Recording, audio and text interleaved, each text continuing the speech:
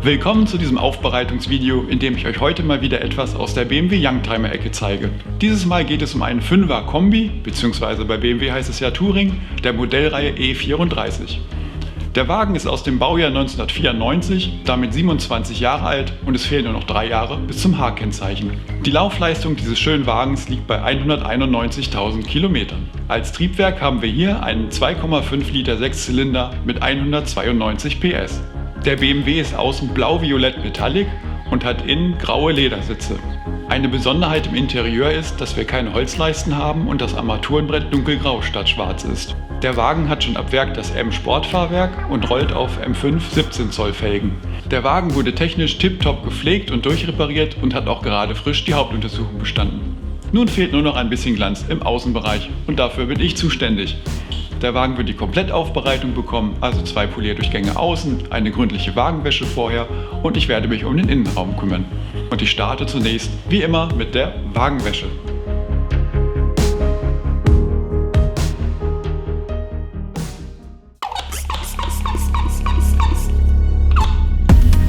Es geht los mit einer Vorreinigung des Wagens. Hierbei soll der festsitzende Dreck aus den Ritzen und Spalten geholt werden. Dafür verwende ich Meguiar's Super Degreaser als Reiniger und einen Pinsel.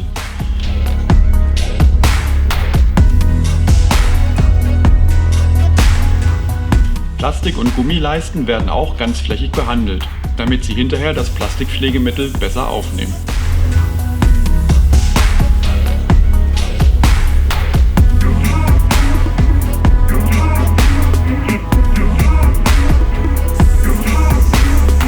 Natürlich wird auch der Schmock in der Tankklappe angelöst.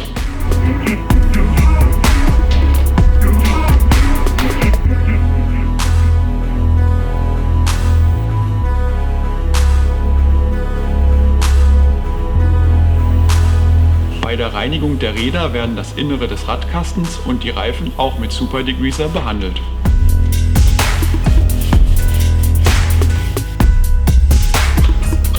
Für die Felgen selber kommt Meguiar's Wheel Brightener als Felgenreiniger zum Einsatz, um auch den letzten Bremsstaub zu lösen.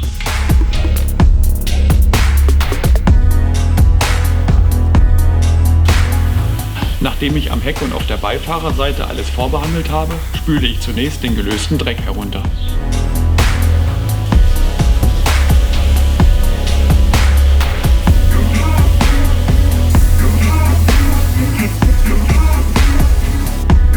Dann geht es an der Front und auf der Fahrerseite des Fahrzeugs weiter.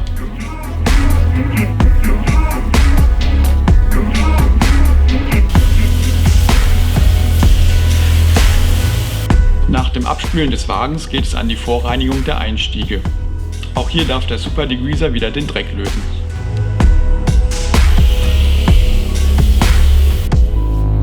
Nun ist die hintere Tür dran.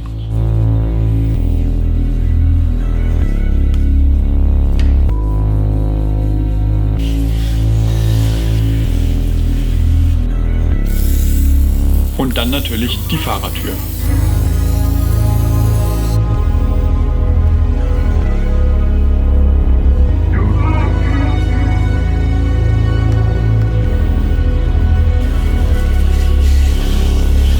Der ganze Vorgang wird dann noch auf der anderen Seite wiederholt.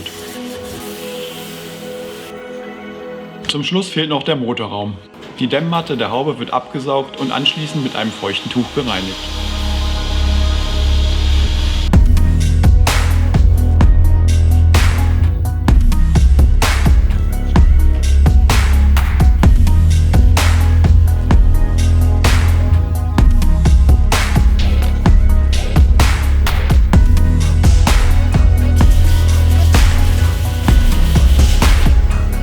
Nach dem Abtrocknen des Motorraumes geht es an die eigentliche Wagenwäsche außen. Hier wasche ich wie immer nach der Rinseless-Methode und sprühe zunächst mit Optimum No-Rinse-Lösung vor.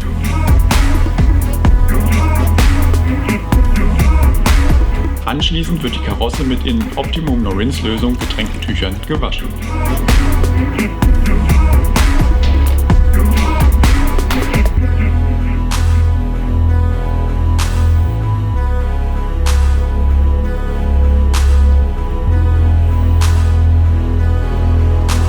Nun geht es noch dem wirklich festsitzenden Dreck auf dem Lack mit Reinigungsknete an den Kragen. Als Gleitflüssigkeit benutze ich Optimum No-Rinse-Lösung. Damit entferne ich Dinge wie Reifenabrieb, Teer oder andere festgebackene Sachen.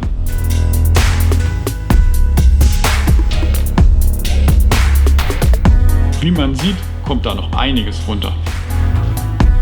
Nun kann der Lack endlich getrocknet werden.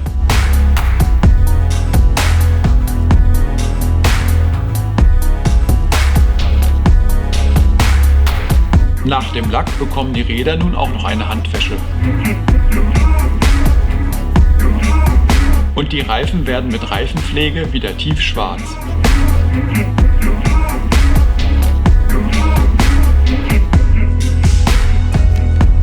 Als letzter Reinigungsschritt wird der Lack noch mit Isopropanol entfettet.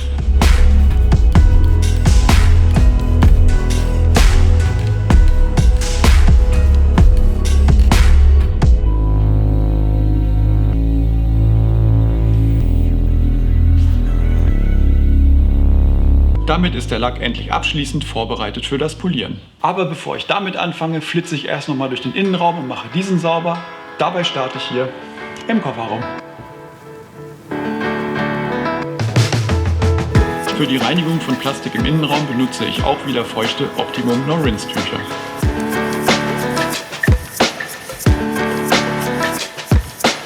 Für die Teppiche, welche schon starke Flecken haben, greife ich dann nach dem Absaugen auf Dashaway als Reiniger zurück, welchen ich mit trockenen Tüchern einarbeite und zusammen mit dem Dreck wieder abnehme.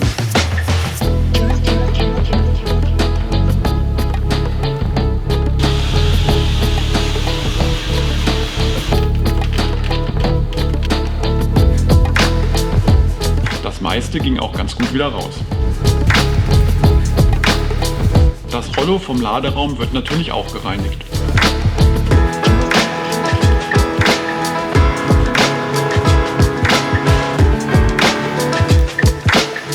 Der Clou an der Heckklappe ist die Heckscheibe, welche sich separat öffnen lässt, falls man nur mal schnell Kleinigkeiten in den Kofferraum werfen möchte. Ein Feature, welches beim E34 Einzug in die 5er Modelle fand. Eine weitere Besonderheit ist das doppelte Stahlschiebedach. Hier kann man nicht nur den vorderen Teil nach hinten, sondern auch den hinteren Teil nach vorne öffnen.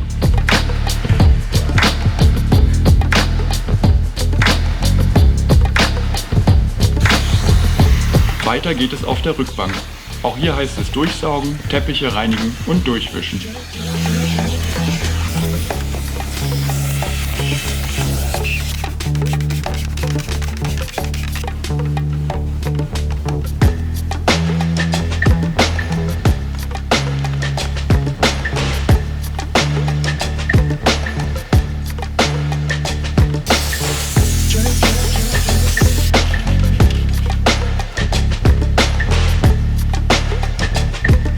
Außerdem wird das Leder noch mit speziellem Lederreiniger gereinigt und anschließend mit BMW Lederpflege behandelt.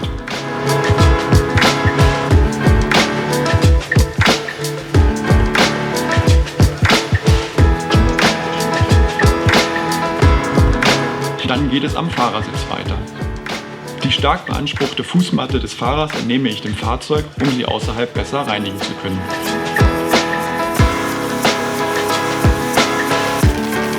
In mehreren Durchgängen bearbeite ich die Flecken und den Dreck mit Dashaway, Tüchern und einer Bürste. Alles bekommt man leider nicht weg, aber im Ergebnis ist die Fußmatte doch wieder brauchbar.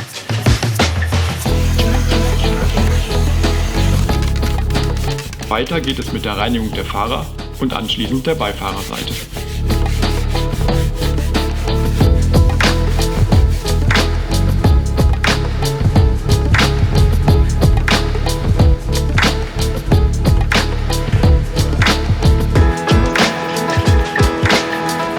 Um das genarbte Plastik zu reinigen, verwende ich eine Bürste und Dashaway.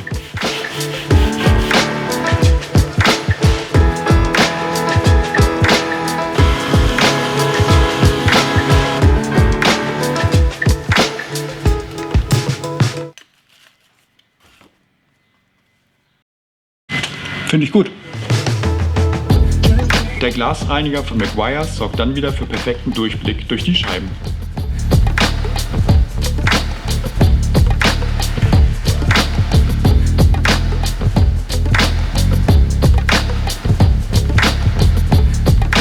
Vorbereitung für das Polieren werden dann noch die Gummi- und Plastikleisten abgeklebt, damit diese nicht beschädigt werden oder hässliche Flecken von der Politur bekommen. Und typisch für alte BMWs hat auch dieser 5er unendlich viele Leisten. Die Räder werden auch verpackt, damit diese keinen Polierstaub abbekommen. Außerdem muss man sich keine Sorgen machen, Dreck von den Reifen aufzunehmen, wenn man dort aus Versehen gegenkommt.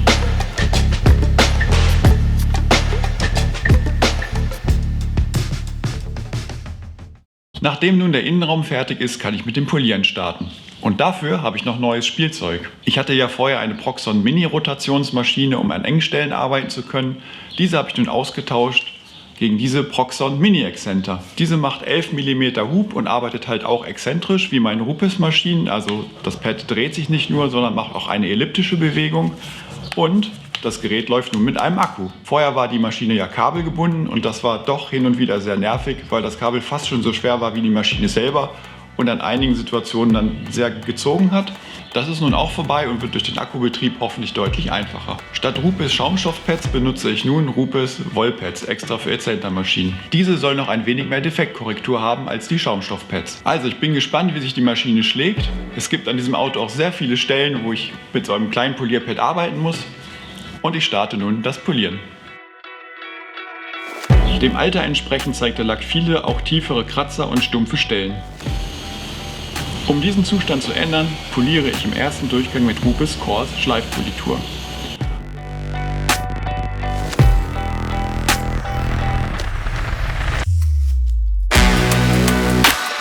Und wie man sieht, hier tut sich schon einiges.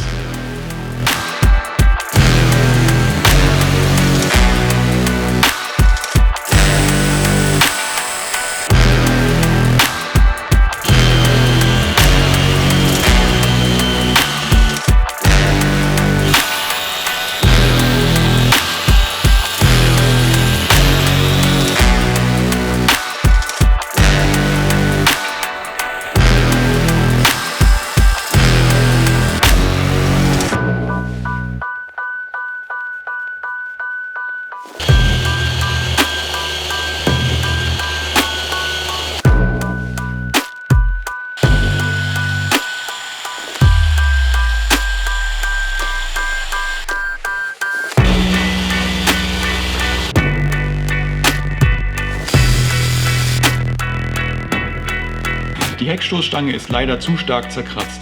Hier hat der Hund des Vorbesitzers beim Ein- und Aussteigen aus dem Kofferraum mit seinen Krallen ganze Arbeit geleistet.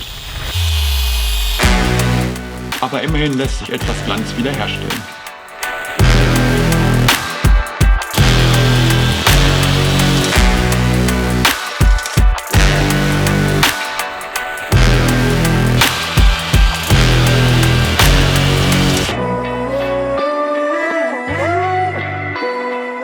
Das war der erste Polierdurchgang zur Defektkorrektur. Nun folgt noch ein Durchgang mit Rupes Hochglanzpolitur. Hier wird der leichte Grauschleier entfernt, der bei der Defektkorrektur hinzugekommen ist. Das sind einfach die Schleifspuren, die bei der Defektkorrektur entstehen. Die werden jetzt aber durch Hochglanzpolitur entfernt und der Lack bekommt seinen finalen, schönen Glanz.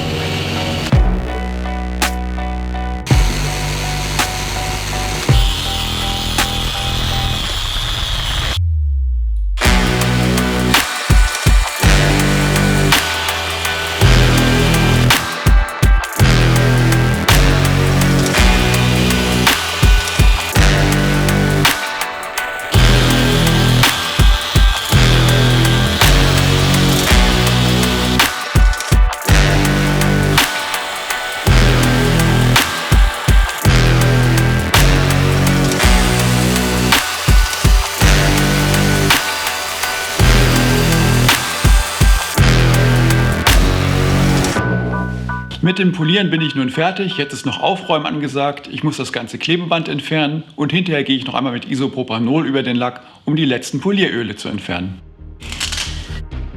Und wo ich gerade am Aufräumen bin, sicherlich interessiert es euch, wie lange der Akku durchgehalten hat. Angegeben sind 30 Minuten Laufleistung, aber tatsächlich habe ich damit beide Polierdurchgänge geschafft mit einer Akkuladung, ohne nachzuladen. Das ist echt ordentlich und ich bin sehr zufrieden damit.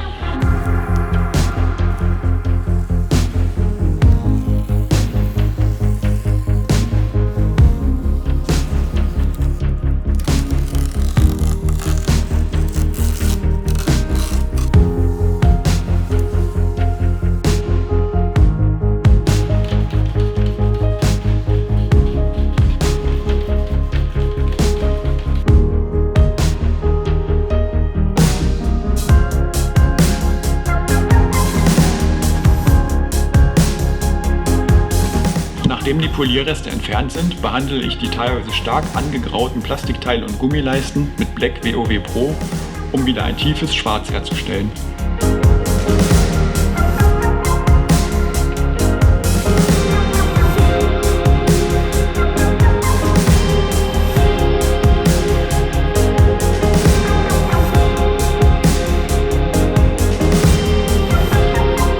Für den Schutz des Lackes trage ich dann, passend für einen Youngtimer, Wolfgangs Fusion Wax auf. Dies enthält eine Mischung aus Polymeren und Carnauba-Wachs und soll den Lack für bis zu 6 Monate versiegeln.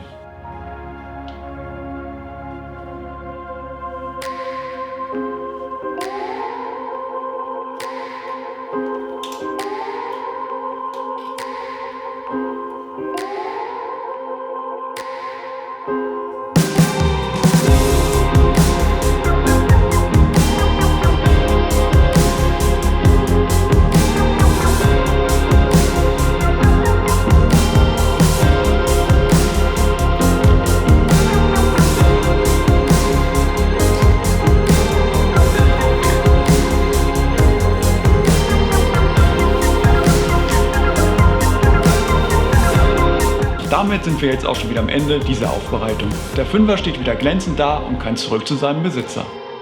Ich zeige euch nun noch ein paar schöne Bilder von diesem Auto in freier Wildbahn und verabschiede mich damit bis zum nächsten Video.